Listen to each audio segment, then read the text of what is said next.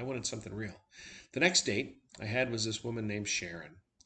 We met at a restaurant. It was a dark place, and we sat across from each other, and she taught me something, as did the cheerleader. She got up to go to the bathroom, and when she returned, she sat next to me. I could feel her energy, and she could feel mine. We had a nice time. It was a really nice time, and I probably would have liked her, except that she invited me back to her place, and I said no. She never talked to me again. She was embarrassed. I should tell you, none of these names are real. I don't have permission to use their names, so I have to use a different name. The names have been changed to protect the guilty and the innocent. There. How's that?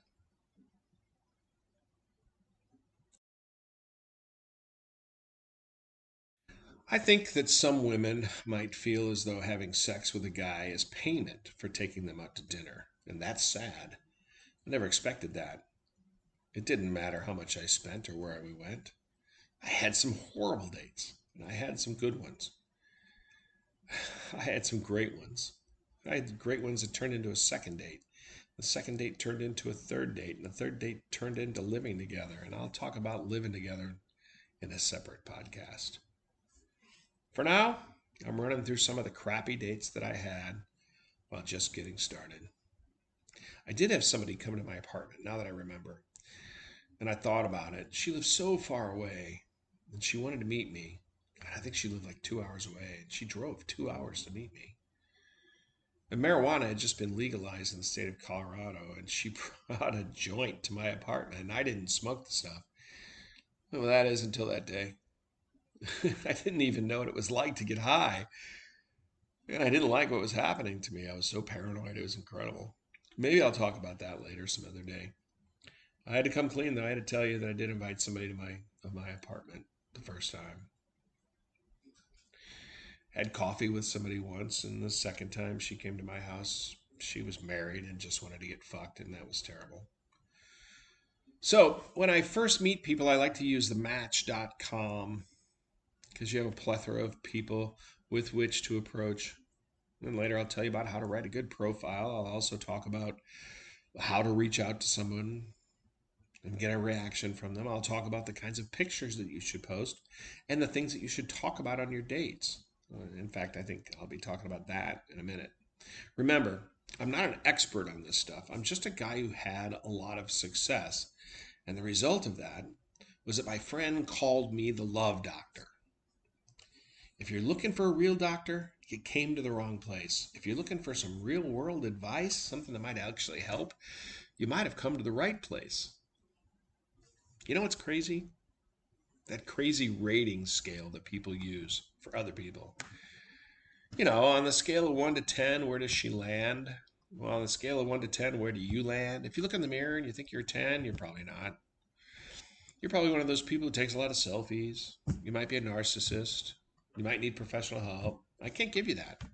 That's not me. I would prefer you close the browser and if you're a narcissist, move on. The things I'm about to tell you could be dangerous for somebody that meets you. So if you are one of these people who likes to rate people and you rate yourself at say a 7, you should only date a 7. I'm sorry. Even though you might be capable of dating a 10, it's a bad idea and I'll tell you about that later. So when you're 20, it's almost all about how you look. And when she's 20, it's pretty much the same. As you reach 30, it's less about how you look and more about how much you earn. When you're in your 40s, it's less about how much you earn and more about what kind of time you have available. I've learned that there's mainly two reasons why women get divorced. I'm sure there's many, but these are the two main ones that I know of. If you get divorced, wait, if you were divorced or getting divorced, this might sound familiar to you. Oftentimes you hear that we drifted apart. You drifted apart. What does that mean exactly? I know you're expecting me to tell you about sex, but with a relationship, without a relationship, with a relationship, sex is great. Without a relationship, sex sucks. So we have to work on the relationship first. If you're in a relationship already and you're just looking for good sex to improve it, well, I would suppose that the sex information you're about to hear in this podcast could potentially help you. You may already know it, and if you already know it, you won't be back. If you don't know it and you try it, you'll definitely be back. I can almost guarantee it. You have to know. You have to know why she left her husband. In the 30s and the 40s, oftentimes it's because he's not a good provider for the family any longer. Maybe he cheated. Maybe they drifted apart. Maybe one of the two of them were alcoholics. Maybe they were never meant to be together in the first place. Maybe their family didn't like each other. Maybe their family didn't like the spouse. Maybe all their friends all disappeared because they didn't like the wife or the husband. And at 50, there's two main reasons. She's searching for romance. She's searching for a relationship with someone she can talk to. And I think that's pretty much the same when it comes to other ages as well. But if she can find someone that she can talk to and someone who's romantic, then she hopes that the sex is great. And what does it take to have great sex? Do you think you know? Are you ready to hear it? Are you? Because, I mean, seriously, this is some deep stuff. This is really important. It's difficult for me. Some of these things I'm about to tell you did not apply to every single person that I've ever been with before I met the person that I married. And even better, some of the things that I'm mentioning don't apply to her. And maybe they should. She deserves it. Intimacy, that's the key. She doesn't want to get fucked. She wants intimacy. Sometimes she just wants to get fucked. Yeah, it's true, but usually she's drunk at the time, and you can't count that. Now, if you're in a relationship with someone and all of a sudden you start changing, she's going to wonder why. What's your explanation going to be? I'm listening to the love doctor. Well, that would be funny. Well, you should probably tell her, though, because she's going to appreciate the honesty. Let's assume for a minute that you're just dating. Let's assume for a minute it's your first date. How did you get there? How did I get there? It was online dating for me. I read a profile, I looked at pictures, and I found interest in that person. I reached out, I sent her an email, and she responded. We talked back and forth. Oftentimes, she would use the chat feature, I would use the chat feature, and then I would ask if I could call them, or they would ask if I would call them, or if I would prefer them calling me. I would give them my phone number and say, if you'd like to talk over the phone, why don't you call me? This gave them the option, made them feel comfortable to know that they didn't have to give me their phone number. And most of the time, they called. Sometimes we'd talk for a few minutes. Sometimes it would be hours. It depended upon the person. One woman I talked to was a CEO of a company. She didn't have much time to mess around. She wasn't looking for a rich guy. She was looking for someone who could make her happy. I felt like I was the guy that could make her happy. She didn't want to give me her phone number. I gave her mine, and we talked on the phone several times. We never made a date. We both moved on. Sometimes it happens, and sometimes it doesn't. You can't put all your eggs in one basket. That's it. Until you meet the perfect person and she agrees that you're perfect person for her, well, you never know. You don't know whether or not you're the perfect person until you've had several dates and maybe even moved in together. But, well, then again, let's assume you're still on that first date. Rule number one, maybe this is rule number 0. Make sure that she talks about herself 70% of the time. I say 70%, not to mean that you need to count it. Not that you need to look at your watch and say, okay, she said 10 things, now I get to say 3. It doesn't work that way. You're not supposed to talk about yourself. You're basically allow her to talk about herself so that you can get to know her. The first date isn't about you, it's about the two of you getting to know each other.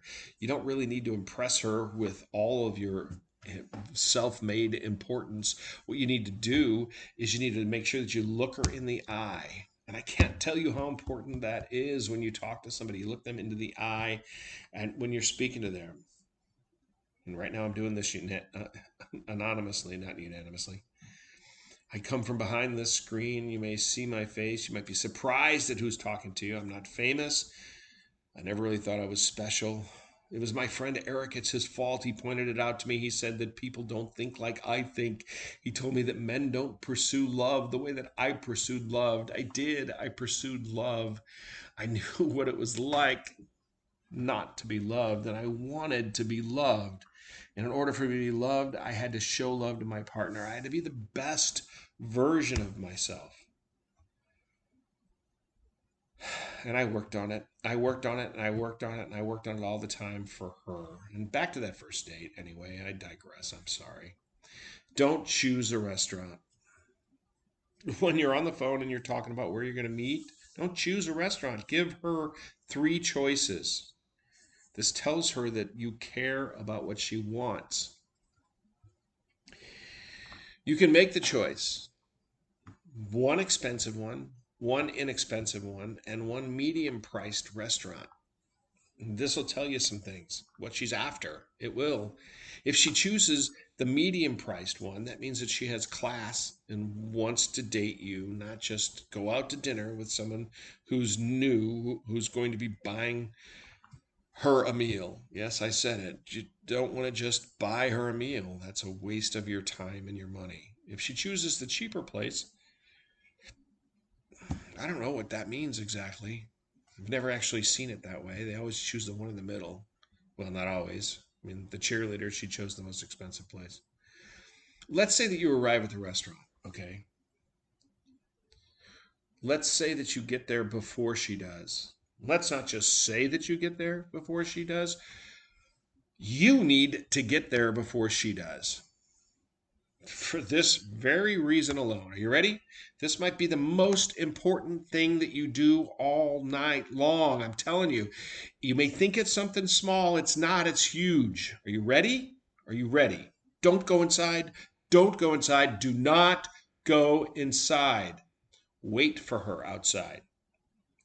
I can't tell you how this affects them. I can't. But when she arrives, smile at her. Be a gentleman.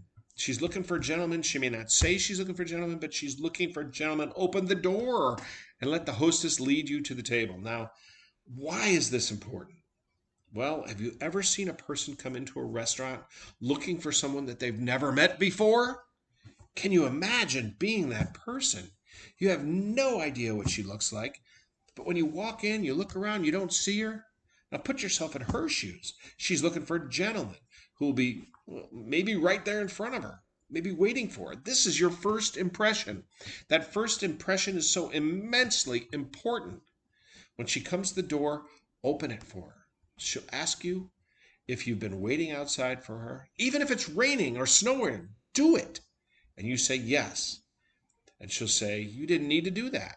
You sure as fuck needed to do that. That's the first time you show her an impressionable respect for her safety and well being. She will be incredibly impressed that you waited. Try it. You'll see it's so important.